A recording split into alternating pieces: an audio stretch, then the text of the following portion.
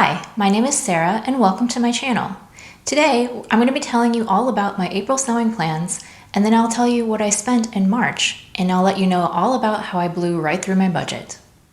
So we're going to start with April plans today. I have only 2 plans in mind for the month of April because I'm going to be going on vacation for the first week of the month and I'm going to be out of town, so I didn't want to overextend myself.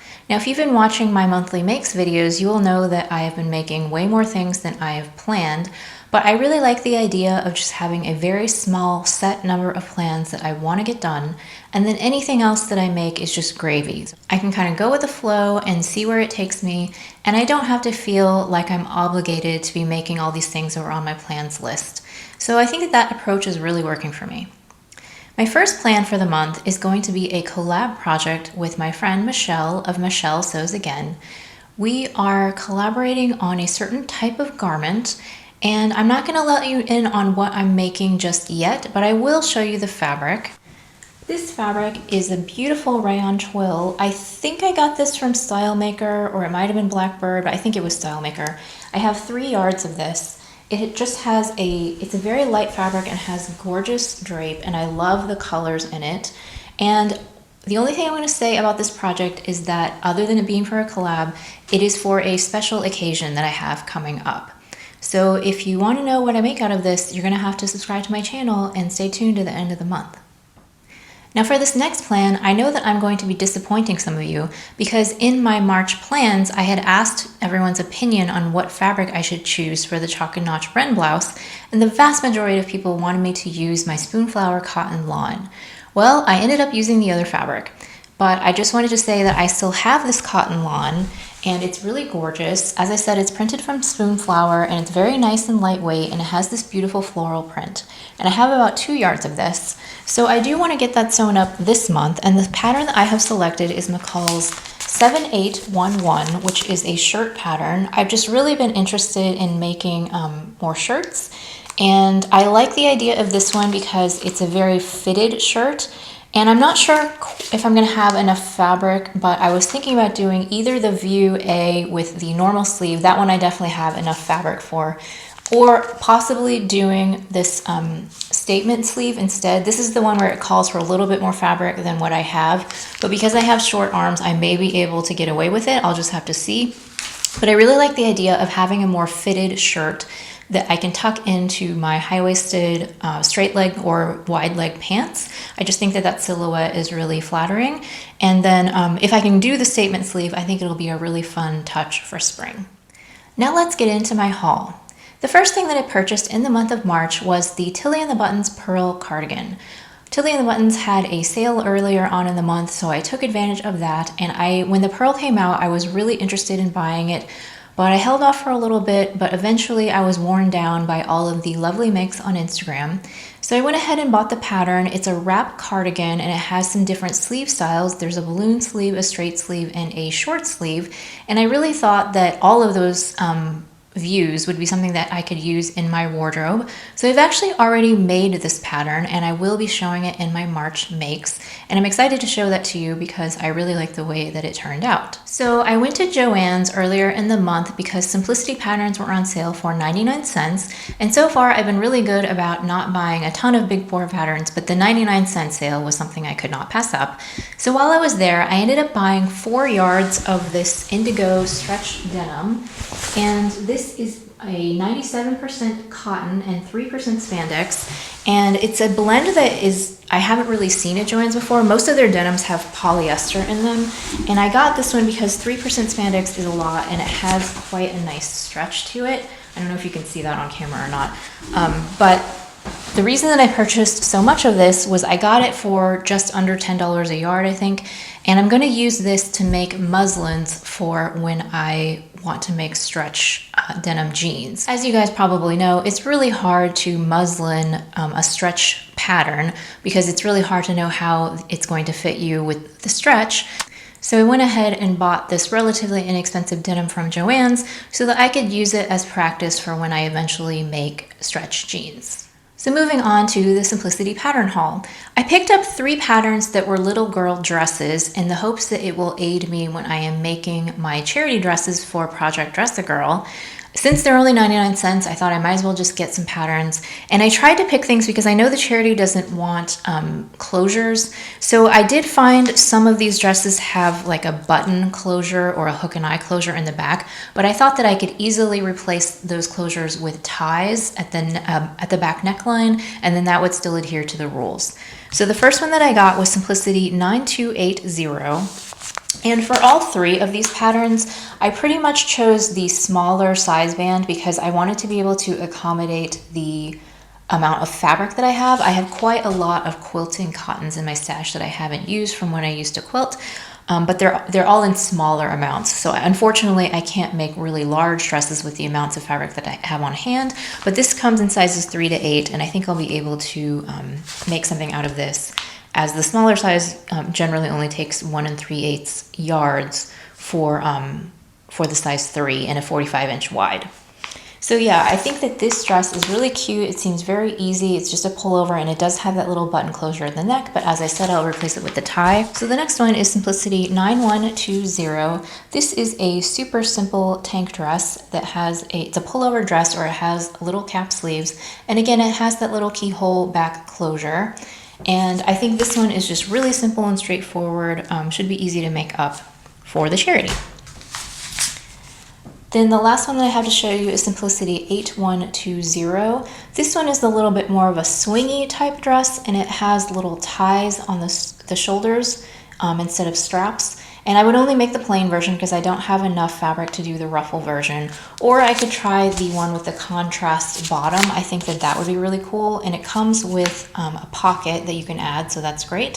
So those are the little girl dresses that I got for Project Dress a Girl. Now onto the women's patterns. I got Simplicity 8424, and this is the ballet pattern. It's a wardrobe pattern. It comes with leggings, a tank top, a wrap top, and kind of a pullover loose fitting top. And I probably would not make the leggings, but I like the other three. I like all of the tops.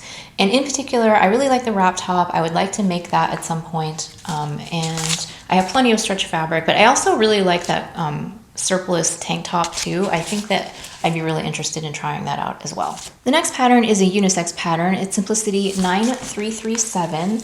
And I think Whitney from Whit Makes made this set, and it really intrigued me. Specifically, I liked the t-shirt, the really oversized boxy tee with the sleeves that are super loose.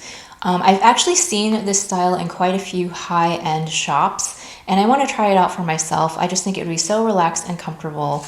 To be honest, I probably wouldn't make the pants or the shorts just because I already have a jogger pant that I'm happy with, and I'm trying not to expand too much into other pants patterns unnecessarily, but I do really like the top, and I would actually possibly make this set for my husband as well if he's interested in it. I also got 3 patterns from the new Simplicity spring release.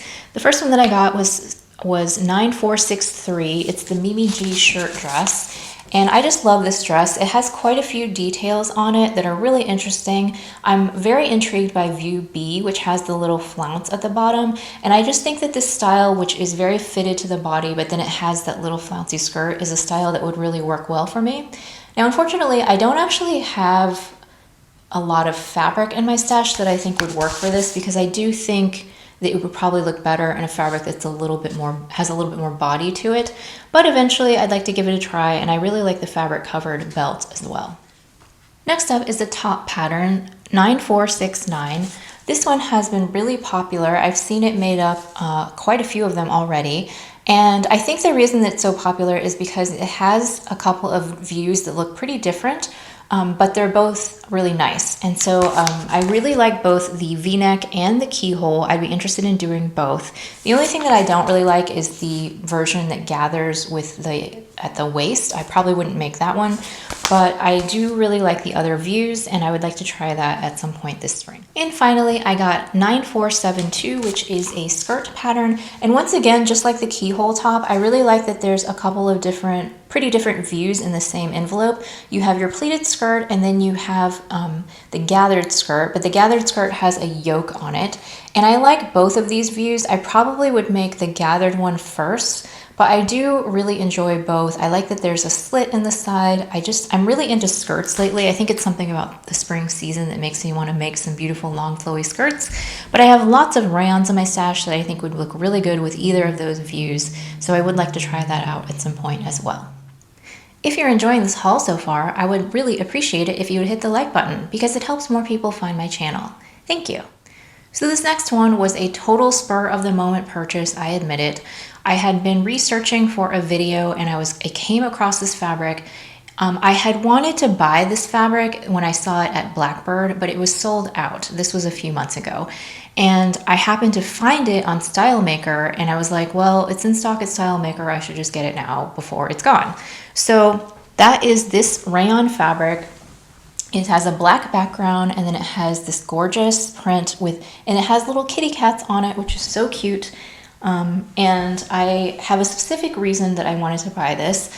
So I have been wanting to make the Pattern Emporium Meet You There dress, but it does call for like not a lot of fabric, but kind of a substantial amount of fabric. And I did not really have any appropriate fabric in my stash that wasn't earmarked for other projects. So I really do want to make that dress, and I decided to go ahead and purchase fabric specifically to make it. And I just think that this beautiful drapey rayon with the kitty cats on it would be so cute. I'm planning to make the shorter puff sleeve version and the mini dress. So I really want to get that made up. I think it's going to be perfect for spring and summer. And yeah, even though it was an impulse purchase, I'm totally no regrets that I got it. So the last bits I have to share with you are all about swimwear, and this is why I blew through my budget. So all of the things that I previously talked about, I pretty much had stayed on budget, but I recently decided kind of at the last minute to go on vacation in the first week of April to Florida, and I really needed some swimwear, and I decided it was just one of the things where I was like, I need all this stuff now. So I just bought all the supplies that I needed to make it, and that ended up pushing me over budget, but it's fine, it's not a big deal. But yeah, I normally, up to this point, I'd been better about self-control and staying on budget, but this whole vacation thing has kind of pushed me a little bit over this month, and that's fine. So I did end up taking another trip to Joann in order to buy fabric to make some practice swimsuits. And I'm not going to show that to you because I am going to do a full video about my experience of sewing swimwear. So that video is coming. And for that, I actually also bought 2 indie patterns, but I'm just going to keep that under wraps for now, and I will instead share with you some other swimwear fabric that I purchased. So I bought fabric from the Fabric Fairy. I've never purchased from them before, but they specialize in activewear and swimwear, and I've heard good things about them. So I did go ahead and I actually ordered from the Fabric Fairy first before I went to Joann's. But what happened was I placed my order and then I started to question, but like, what if I don't get my order in time to make it before my vacation? You know, things happen and all that. And I just really wanted to get started right then. So I decided to drive to Joann's and get some practice fabric first before I wanted to make my real swimsuits. And I ended up liking my practice ones so much that I'm just going to take those on my trip. So I have not cut into these new fabrics from the Fabric Fairy yet. So I will share with you what I bought. So first of all, kind of the boring stuff. I got 2 different swimwear linings. These are the EcoFit recycled nylon spandex swimsuit lining fabric, and I got a yard of black and a yard of nude. Now, I haven't washed these yet because I actually just got these in the mail yesterday, but feeling them, they feel similar to the Joann's swimwear lining, but maybe a little bit heavier, but otherwise very similar. I did find that the Joann swimsuit lining is pretty slippery, so hopefully this lining will be a little bit easier to work with.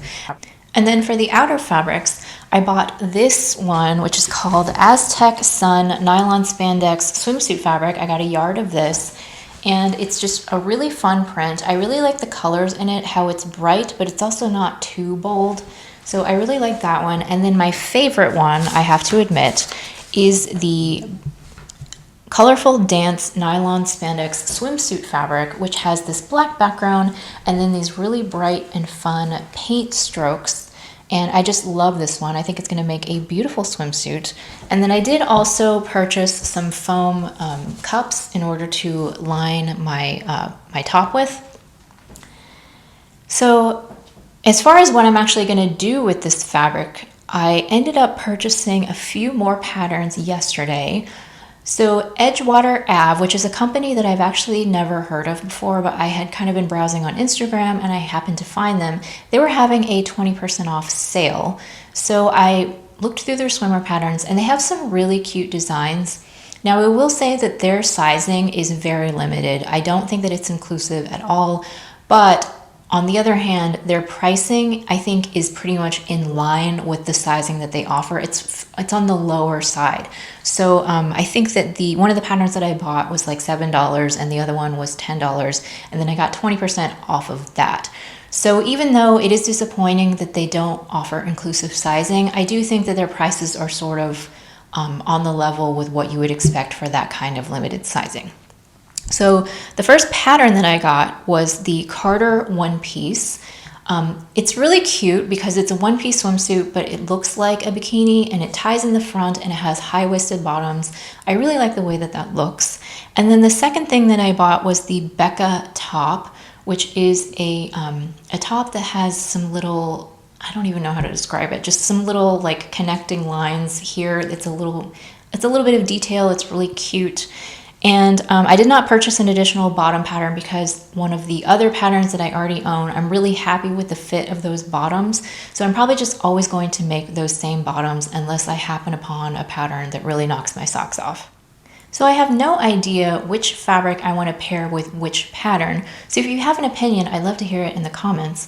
And I don't have any immediate plans to make more swimwear. I think I want to just wait and maybe do it a little bit more towards summer when I can take my time. I don't have an event that I'm trying to make this for and I don't have to put any pressure on myself. I can just kind of do it at my leisure. But I really do want to make these other swimsuits at some point this year, so your feedback would be welcome.